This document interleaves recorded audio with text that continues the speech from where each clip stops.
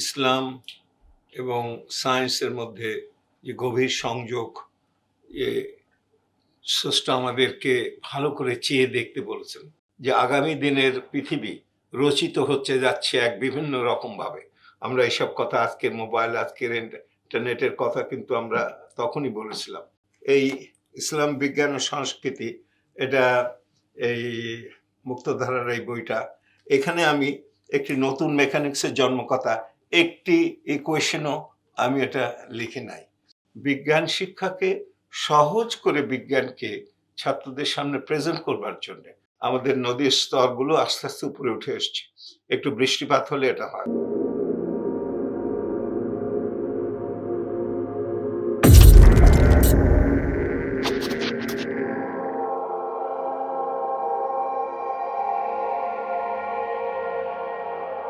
Sir, আপনার বর্ণাঢ্য জীবনে কোন কোন ক্ষেত্রে আপনার পদচারণা ঘটেছে? একটা তো বললাম যে গবেষণা, গবেষণার বাইরে আমি কিছু ইসলাম এবং সায়েন্সের মধ্যে যে গভীর সংযোগ, যে স্রষ্টা আমাদেরকে ভালো করে চেয়ে দেখতে বলেছেন, যে ভালো করে দেখো আকাশ ও পৃথিবীর মধ্যে যা কিছু আছে, 10 নম্বর সূরা 104 নম্বর আয়াতে, ভালো করে দেখো, এর প্রত্যেকটা জিনিসের দিকে নজর দাও। এই নজর দেওয়ার কাজটাই সায়েন্সের এজেন্ডা। তো ওই একটা কাজ আমি করেছিলাম বহুদিন ধরে, scientific indications in the early Quran Muslim contribution to science.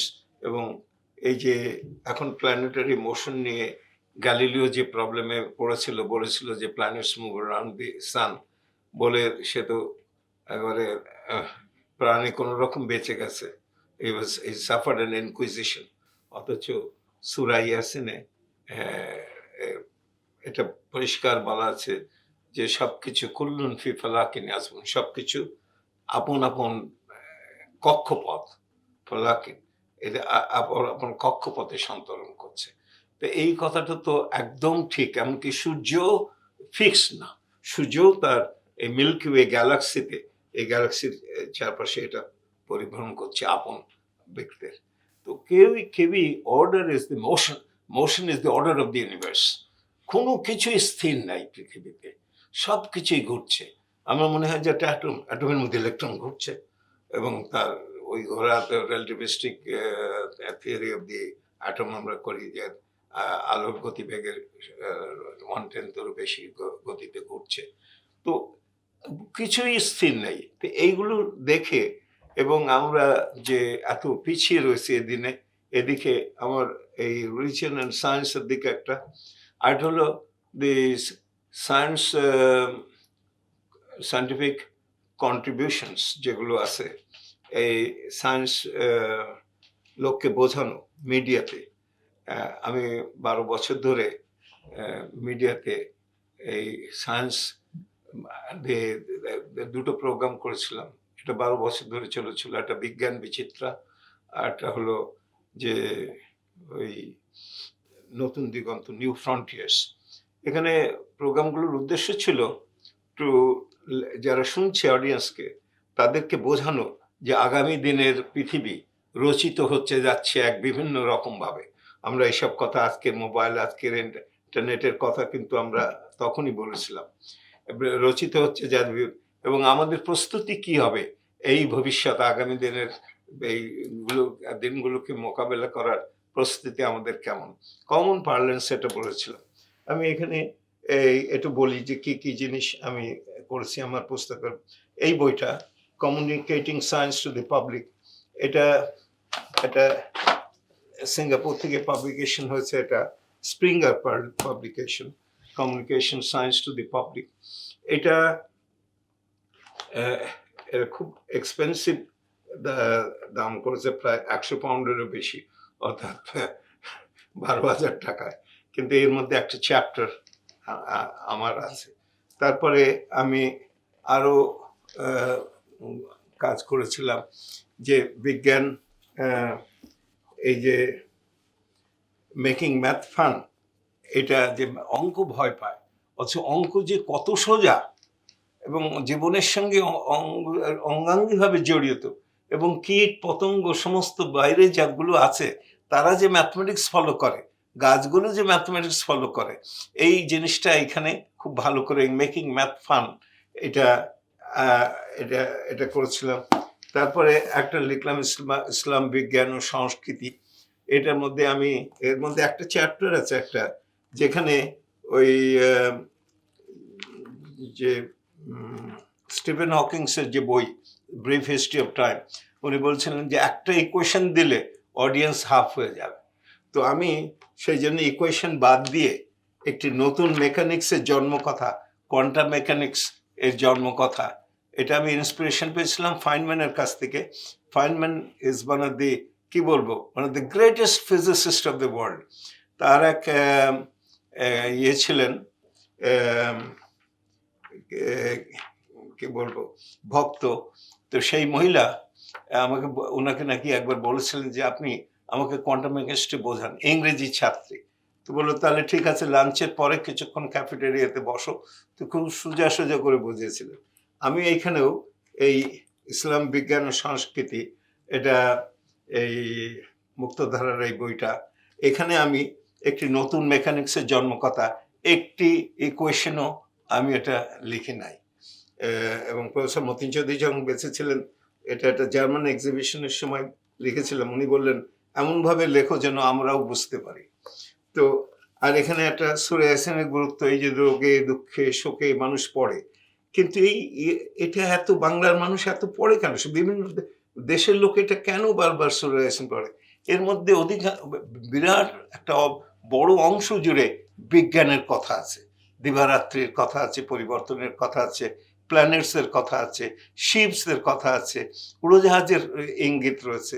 তো এইটার একটা গুরুত্ব, সায়েন্টিফিক সিগনিফিকেন্স। আরেকটি প্রথম যে বইটি লিখেছিলাম আলাদিনস রিয়েল ল্যাম্প, এইটা বলা যে আলাদিনস ল্যাম্পটা এই ঘষলেই জিনরা বেরিয়ে আসতো, অসাধারণ কাজকর্ম করানো যেত। কিন্তু এখন micro processor has taken over. এবং এই বইটার মধ্যে আমি দেখাতে চেষ্টা করেছি যে আমাদের ইন্ডিয়া, আমাদের পাশাপাশি দেশ, কি করে এই বিজ্ঞান ও প্রযুক্তিকে ভর করে এত শক্তি অর্জন করলো। এখন ইন্ডিয়াতে দারিদ্র আছে, এখানে এখনো স্ল্যাম আছে, সবকিছু আছে, কিন্তু তার মধ্যে দিয়েও ওরা কিন্তু বিভিন্ন জিনিস বানাবার পদ্ধতিটা আয়ত্ত করে ফেলেছে, and that has given them strength. তো এটা রাষ্ট্রীয় জওহরলাল নেহরু থেকে শুরু করে পরবর্তীতে সবাই এই বিরাট আয়োজনে, বিজ্ঞানের যে আয়োজন, সেই আয়োজনে তারা সহায়তা করেছে বিজ্ঞানকে শক্তিশালী একটা হাতিয়ার হিসেবে ব্যবহার করার জন্য।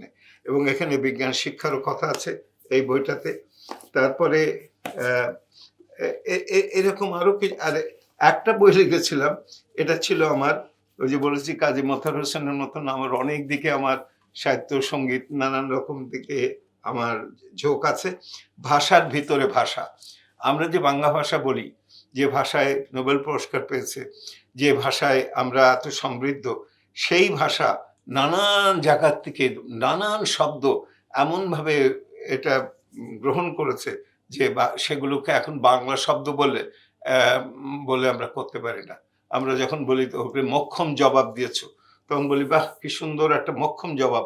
মোক্ষম শব্দটাও বাংলা না, জবাবটাও বাংলা না, দুটোই আরবি শব্দ, কিন্তু জবাবটা, শব্দ দুটো অত্যন্ত ইয়েতে বাংলায় হয়েছে। এরকম এটা একটা রম্য রচনা।